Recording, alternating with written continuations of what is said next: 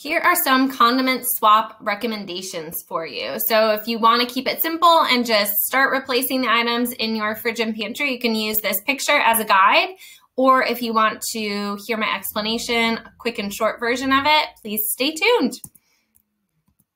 So starting with the ranch dressing, we have the Bolthouse Classic Ranch Yogurt Dressing, which sounds great, and it's yogurt, so it must be healthy for us. However, I've noted here in red the items that are either pro-inflammatory or food preservatives or additives. So the more that we can avoid and eliminate these more like chemical items or ingredients that you couldn't technically purchase in the grocery store and therefore make the item yourself, then it is best to avoid. Certainly, there are not always going to be options available that are as straightforward and made from whole ingredients. So, pick and choose your battles, but I'm hoping that this can at least guide you with some replacements for typical condiments.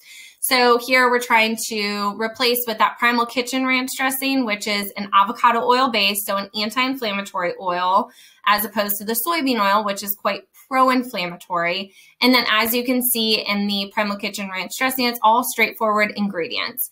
And so lots of herbs and spices, you're going to get more nutrient density from it. You're also going to be giving your body this message of foods that it can recognize and pronounce, as opposed to this message of inflammation and confusion. So for the buffalo sauce, same story. I will say the Hope Foods Buffalo Blue Dip is a great alternative. Another option is the Primal Kitchen buffalo sauce. You will see here that the Hope Foods, unfortunately, they do have the agave nectar in it, which I'm not a proponent of. As I've noted in previous videos, I do prefer maple syrup, honey, or even molasses as the sweetener.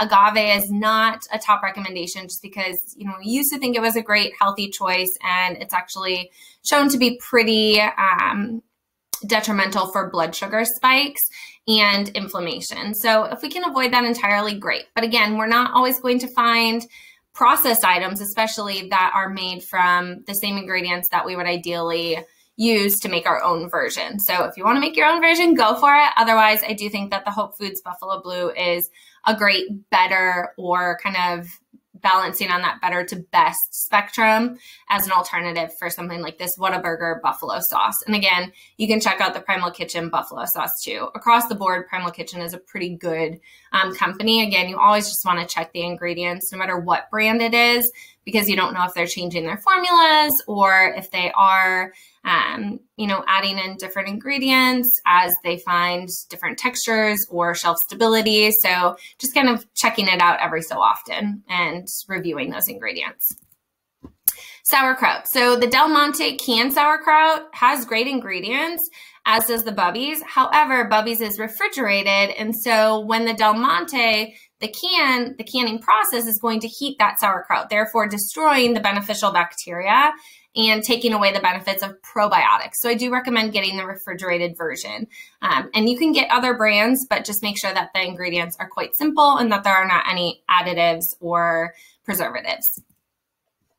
Mayonnaise, again, Primal Kitchen. It is one of my top recommendations for brands, but you'll see it's avocado oil based, no added sugar, no natural flavor, no preservatives, and as opposed to even the Hellmann's mayo with avocado oil. So I think that's a little tricky there from their marketing claim, but it has canola as the first ingredient followed by avocado oil. So more of a pro-inflammatory oil mixed with an anti-inflammatory, and then they're adding sugar as well as additives and preservatives. So just kind of trying to avoid any of those unnecessary ingredients.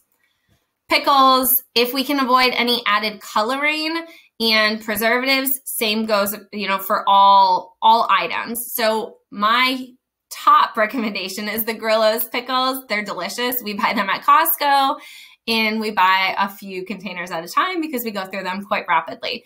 But they are not only delicious, but minimal ingredients. And then we also want to keep in mind the oils. So canola versus avocado oil. And that's where you can view my avoid versus consume list, which I will include in the show notes. And that will provide you with greater guidance on what are the oils that are optimal to consume and therefore more anti-inflammatory, as opposed to those which are pro-inflammatory. And you will see that canola oil is one of those more pro-inflammatory oils. So trying to opt for even an olive oil for cold application, avocado oil for high heat cooking. You can use coconut oils, ghee, or a grass-fed butter, and then even like duck fat, tallow, those types of fats. But for a typical recommendation for cooking, I would swap canola oil and replace it with avocado oil. So hopefully that will help to replace your condiments with healthier alternatives that are less inflammatory. I do recognize that some of these are going to be a little bit more costly, so I encourage you to do it slowly, and hopefully you will enjoy the flavors a little bit more, and it will a little bit will go a long way, and you'll feel more satisfied. So good luck and enjoy!